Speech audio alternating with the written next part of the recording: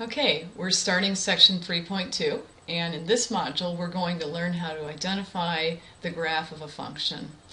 In this module we're going to learn three different things. We're going to learn something called the vertical line test, we're going to learn about symmetry, and we're going to learn how to use a graph to identify the domain and the range. Okay, let's get started. Concept 1, the vertical line test. Here's basically what it is. If a vertical line intersects a relation's graph in more than one place, then the relation is not a function. So I'm going to draw exactly what that means. I'm going to draw something that's not a function. If I had a circle, that's not a function. The reason being is I can drop a vertical line and it cuts that circle in more than one place, so that's not a function. I use the vertical line test, not a function. I use the vertical line test. It failed the vertical line test. Okay, let's do an example to see if you get it. For each of the following, determine whether the graph below is that of a function by using the vertical line test. Well, the first one, part A, that's supposed to be a vertical line, fails to be a function because I found a line that hits the graph in two spots. So this is not a function. This one is a function because any vertical line that I drop will only pass through that curve once. So this is a function. Okay. You'll have homework problems like this. It's rather simple and very quick, I hope. Number 2, the next concept is symmetry. And there's three different symmetry types that I want to go over with you.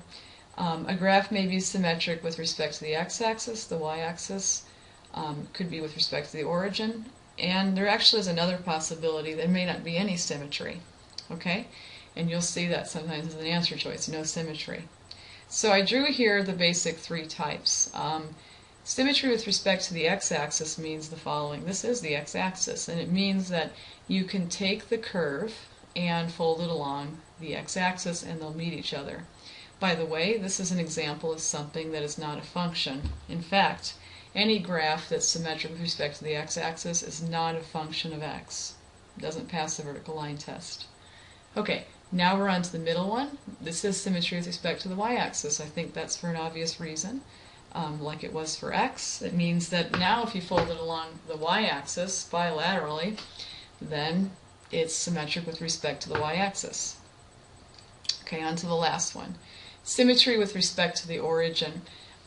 What this means is that if you took an x value, like x equals 1, and then you took the negative of that x value, so that would be x equals negative 1, then if you plotted when x is negative 1 and when x is 1 on the graph, then what it means to be symmetric with respect to the origin is that the distance from that point to the origin will be the same as the distance that other point that you drew is to the origin.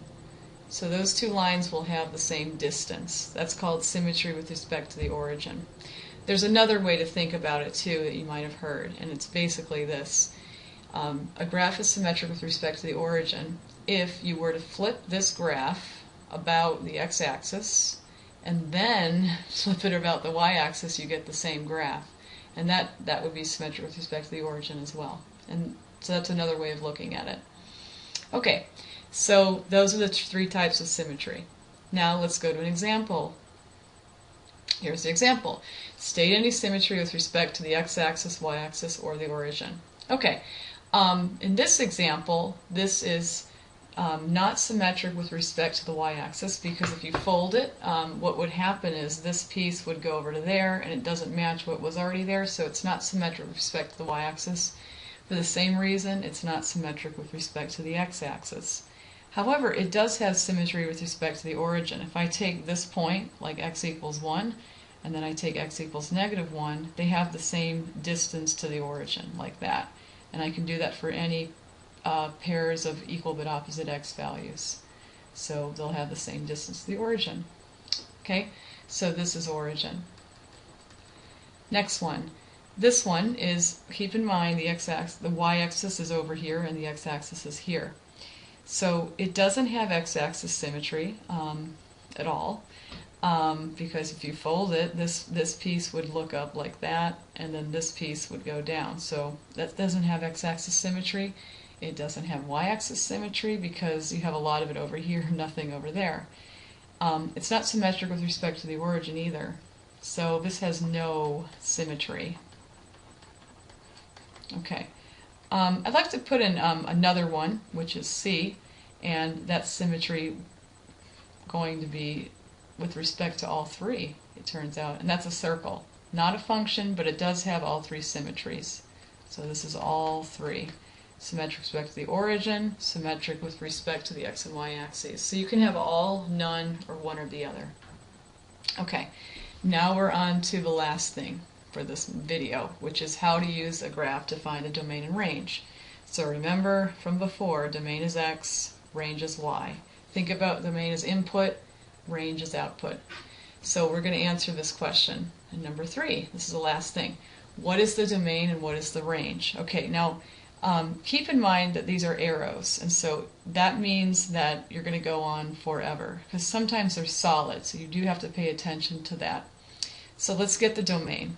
So the domain, what you do to get it from a graph is you look to see, are there any breaks in the graph, like holes, like gaps? No, there's not. So what the domain would be is all the x values, and in fact it's going from negative infinity all the way to positive infinity. The graph doesn't stop, so it's negative infinity up to positive infinity. Those are the x values. The range, now the range is a little restricted. I'm not allowed to be above 5. I can equal 5 but not be above it. So it's everything, the range is the y values, so it's going to go to starting with y equals negative infinity, and it's going to go all the way up to 5, and it's going to include 5, so I write the range like that. So that's the end of this example, and that's the end of this module. Okay, start the homework.